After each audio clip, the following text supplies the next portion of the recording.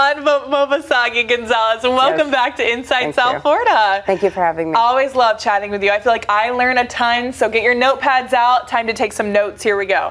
We got our trusted advisor, of course, back with us. You're talking all things immigration law and beyond. And so right now, I feel like with the increased enforcement of immigration laws and more, some people are a little hesitant maybe about if they should apply for benefits right now. So for anyone facing that decision and maybe a little unsure about how to move forward, what would you say to them?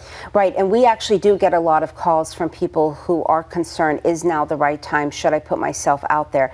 And quite frankly, it all depends on their particular case. Means if somebody is eligible to get that benefit, by all means, apply to get that benefit. You know, the laws have not changed in that if you can become a U.S. citizen and you want to be a U.S. citizen, go for it and apply for it if you're qualified.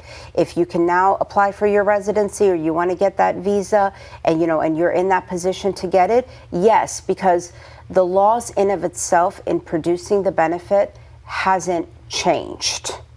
And you touch on these cases. Sometimes they can go by a case-by-case basis. It's absolutely by a case-by-case. You definitely have to have an assessment done on your case. Okay. And I do strongly emphasize to hire and get an experienced immigration attorney to do the assessment. But in asking in general, with that assessment done and with a favorable outcome to be produced, is now the right time? Yes, to get it done. There you go. There's your gold nugget piece of wisdom right there. Speaking more specifically on one specific case is maybe those who have dealt with a past with law enforcement. So you have a criminal record.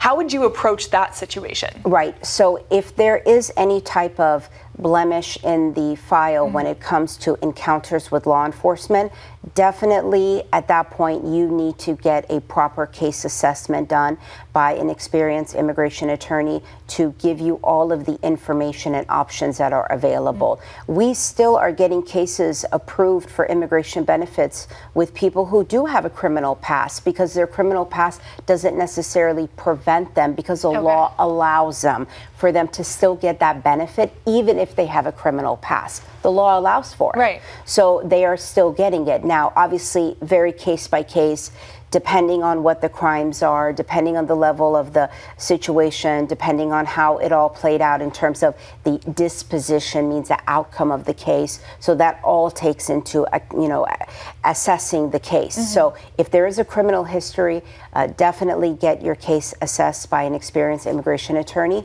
But if you are eligible to apply for something, go for it. Do it. Yeah. And it sounds like knowledge is power.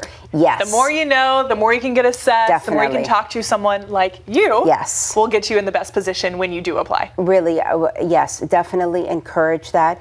And we can be reached at our website, www.us-ilc.com. Our phone numbers, 954-589-1180.